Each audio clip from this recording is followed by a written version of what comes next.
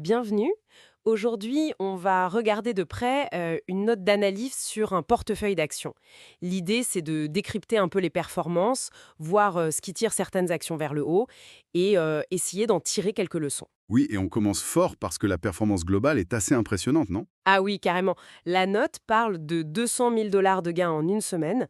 Le portefeuille atteint presque 3,6 millions. Exactement. Ça montre bien qu'une bonne sélection de départ, ça peut continuer à payer même sans faire de mouvements récents. C'est la force de la conviction initiale parfois. C'est clair. Alors justement, regardons quelques actions spécifiques. Commençons par AMD, Advanced Micro Devices. Une sacrée hausse, plus 27% sur un mois. Qu'est-ce qui se passe là? Alors pour AMD, il y a plusieurs choses. Bon, il y a une note positive de Melius Research, ça aide toujours un peu, mais le gros du sujet, c'est vraiment l'intelligence artificielle. L'IA, encore et toujours. Ben oui, leurs puces MI350 sont en pleine production et surtout, il y a une grosse attente sur la prochaine génération, la MI400, prévue pour 2025. On parle de performances décuplées, donc le marché anticipe que ce segment va être un énorme moteur de croissance pour eux. Intéressant, mais le ratio court-bénéfice, on est à 41 fois les bénéfices attendus. C'est pas un peu tendu quand même? Même avec l'IA, 41, ça reste élevé pour des semi-conducteurs. Oui, c'est un bon point. 41, c'est exigeant, c'est clair. Ça se justifie en fait si on croit à des taux de croissance très très forts. On parle de plus de 30% par an, peut-être même plus, tirés justement par les centres de données et l'IA. D'accord. Si cette croissance se matérialise, alors rétrospectivement, ce multiple pourrait paraître justifié.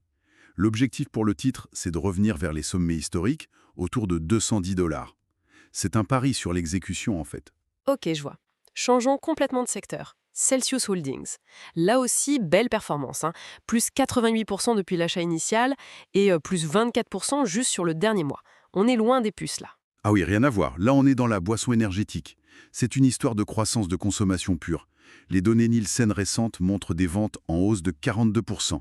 C'est énorme. 42%, waouh. Oui, et ils viennent de finaliser l'acquisition d'une autre marque, Alaninu.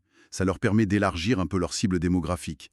Leur part de marché approche les 16% et l'objectif affiché, c'est 20%. Viser 20% du marché des boissons énergétiques, c'est costaud.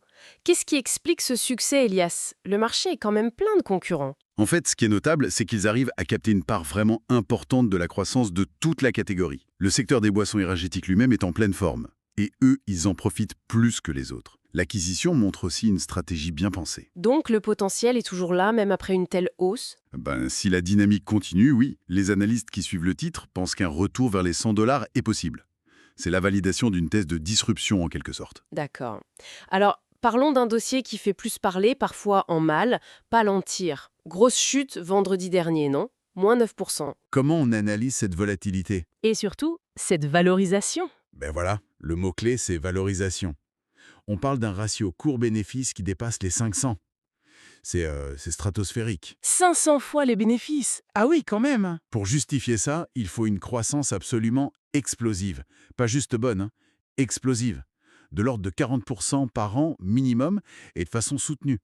Le moindre signe de ralentissement, même si ça reste une belle croissance pour une boîte normale, disons 30%, ça peut provoquer une correction très violente. Donc le risque principal vient de ces attentes démesurées. Exactement.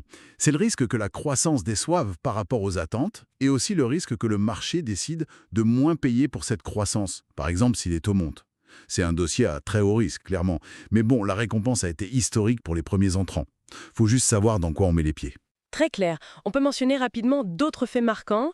Elf Beauty, par exemple, plus 47% en un mois, c'est pas mal non plus. Oui, Elf, c'est une belle dynamique. Il y a un vrai redressement des ventes, l'acquisition de Naturium qu'ils semblent bien intégrer, et puis une capacité assez étonnante à tenir leur prix. Un cocktail gagnant pour l'instant.